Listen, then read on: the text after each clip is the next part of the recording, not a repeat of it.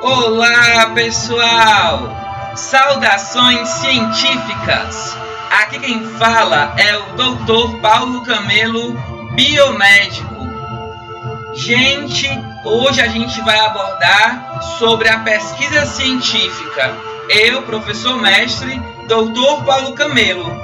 E antes de mais nada, eu gostaria de me apresentar. Eu sou o professor mestre Dr. Paulo Camelo, sou bacharel pela Universidade Estadual do Ceará, tenho pós-graduação pela Universidade de Alicante, na Espanha, 2 pós-graduações em Gestão e Saúde Comunitária. Também sou mestre em Saúde Coletiva pelo Programa de Pós-Graduação em Saúde Coletiva da Universidade Estadual do Ceará, o PPSAC. E, no caso, né, gente, sou formado biomédico, certo, gente, pela Uninasal. E sempre lembrar também, gente, que eu tirei o primeiro lugar em Medicina na Federal do Piauí, certo?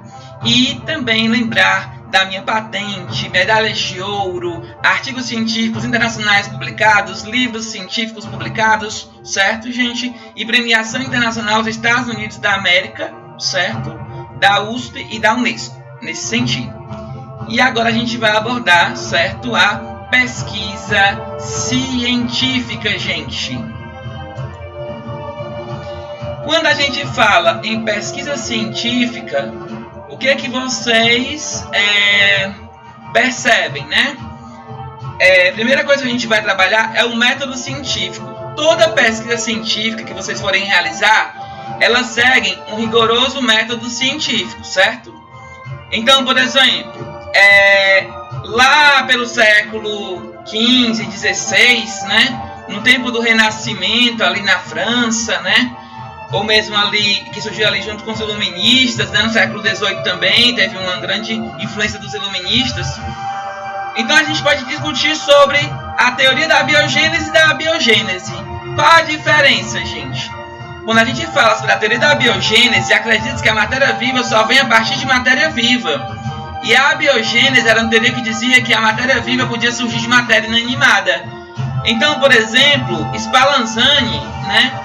Ele pensava que os roedores surgiam a partir de panos sujos no chão, por exemplo. Já o Redi, né, que é italiano, cientista italiano, ele comprovou a teoria da biogênese, quando ele utilizou os fermentos como os frascos, né, ali. E também o próprio Pasteur, na França, ele vai comprovar a teoria da biogênese. Inclusive o Pasteur, esse que está aí na fotinha de vocês, certo? Esse que está aí na foto, na figurinha, é o Louis Pasteur, cientista francês. Ele vai fazer o famoso experimento do frasco do gargalo de cisne.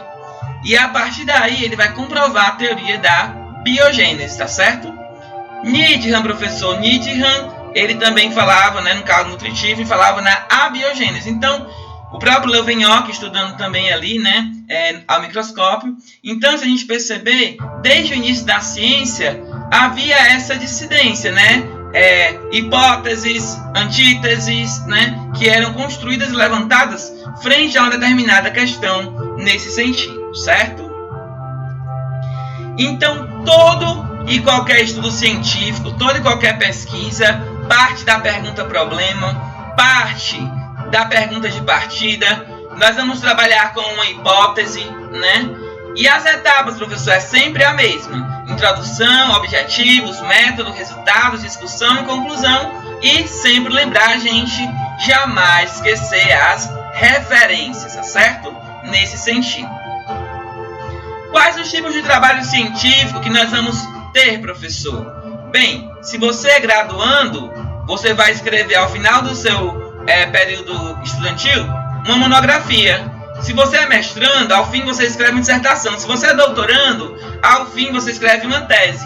E todo pesquisador científico, desde a graduação ou até mesmo antes, pode escrever artigos científicos. Tudo isso faz parte do que nós chamamos de pesquisa científica.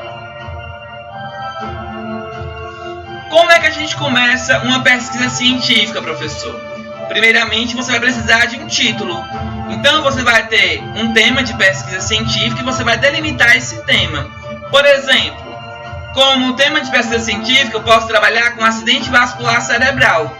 E ao delimitar o tema, eu posso delimitar no eixo da prevenção, do tratamento, da mortalidade, da reabilitação, dos vários aspectos que envolvem, né, aí, trabalhar com acidente vascular cerebral. Isso é só um exemplo hipotético, certo, gente? Então, na introdução, você vai contextualizar o tema da sua pesquisa. Então, por exemplo, a gente começa falando, atualmente, o AVC constitui a terceira causa de mortalidade no mundo, que representa cerca de 15 milhões de indivíduos.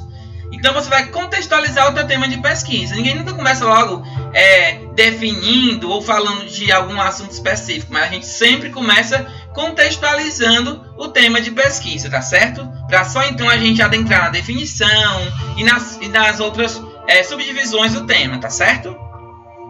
Então, nos objetivos, você tem que ter clareza, coerência, concisão, né? Tem que saber o que está escrevendo, né? As ideias têm que fazer sentido, têm que estar interconectadas. E aí você tem que ter o objetivo geral e o específico. O objetivo geral é algo maior que você quer alcançar. E os específicos é aquilo que você vai tentar fazer para alcançar o objetivo geral. Então, por exemplo, um exemplo de objetivo geral: evidenciar o perfil clínico laboratorial em pacientes com AVC isquêmico. Os objetivos específicos: descrever a hemoglobina hematócrita, discorrer sobre os índices hematimétricos, HCM, que é a hemoglobina corpuscular média, CHCM, concentração de hemoglobina corpuscular média, RDW, Rest White, né, que vem a isocitose. Aplicar a escala de Bartel, Pfeiffer, Rankin, Bamford e NIH, né, nesse sentido, certo? E aí a gente entra nos métodos, né? Na parte dos métodos, você tem que ver o tipo de estudo, população e amostra, período do estudo, local do estudo, coleta de dados, análise dos dados e também a ética em pesquisa nesse sentido, certo? Por exemplo, você vai utilizar a resolução 466 de 2012, né, na ética em pesquisa, garantindo a confidencialidade dos dados, né, e garantindo que não haverá, os riscos para o paciente serão mínimos se for uma pesquisa de intervenção, certo? A tua população é algo maior e a tua amostra é um subconjunto da tua população, certo? E aí você vai, nesse sentido, dizer se o seu estudo é uma revisão bibliográfica, se é uma meta-análise, se o seu estudo é uma revisão sistemática, integrativa, nesse sentido, certo? Nos resultados, você vai colocar o título, tem que estar de acordo com os objetivos e os resultados. Então, quando você for linkar todas as ideias do seu trabalho, tem que estar tudo fazendo sentido. Você não pode começar falando de um tema e partir para outro. Então, do jeito que você colocou no título, você vai trazer para os objetivos, e dos objetivos você traz os resultados, você alcançou em cima desses objetivos e em cima desse título. E aí, nesse sentido, né, você pode trazer os resultados da forma de tabela, de gráfico. Sempre lembrar que o que você colocar no gráfico ou tabela não precisa mais colocar no texto, tá certo? Em estudos de revisão, a revisão de literatura é o próprio resultado. Ou seja, se é uma revisão bibliográfica, o teu resultado é a própria revisão bibliográfica, certo? Se é um estudo de revisão, né? Então, o resultado é a própria revisão da literatura nesse sentido. Na discussão, você deve trazer uma interpolação. O que é isso? Uma interconexão entre as ideias dos diferentes autores utilizados na pesquisa, conforme os resultados. Então, é na discussão que você vai confrontar o porquê que você encontrou aqueles resultados, né? Por que o AVC acomete cerca de 15 milhões de pessoas no mundo, né? Por que o AVC ele pode ser isquêmico, hemorrágico, que o AVC tem as escalas de mensuração do AVC, como a NIH. Isso você tem que trazer na sua discussão, né? Você pode confrontar as ideias entre os autores e a partir daí dizer se um pensamento ou outro, uma ideia ou outra, ela faz parte ali, né, daquele âmbito ali da tua pesquisa. Então, e também você dá a sua colaboração, a sua contribuição para a pesquisa. O que é que de novo eu trago para essa pesquisa, para esse tema, nesse sentido? Na conclusão, você vai escrever apenas um único parágrafo, umas 3 a 5 frases no máximo. Evitar a prolixidade, gente. O que é isso, evitar a prolixidade? Você não deve escrever muito. Basta escrever umas 3 frases, 5 frases em um único parágrafo nesse sentido. E sempre lembrar, aquilo que você colocou no título tem que estar de acordo com o objetivo, tem que estar de acordo com os resultados e a conclusão, certo? E as referências e citação, professor?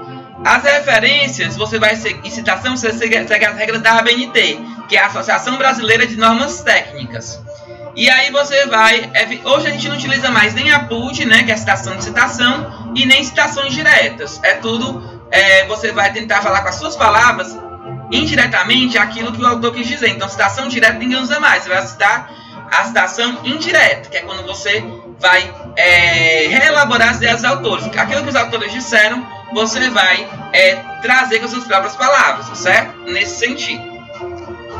E na prática, né, vocês podem estar aí acessando o meu mais recente artigo científico internacional, que foi publicado em revista científica internacional de prestígio da Espanha, né, que se chama Evaluação do Eletrograma, Leucograma e Índices Matimétricos como Fatores Pronósticos e Qualidade de Vida em Pacientes com ACV Isquêmico. Ou seja, é a primeira coorte brasileira a falar sobre a temática nesse sentido, gente.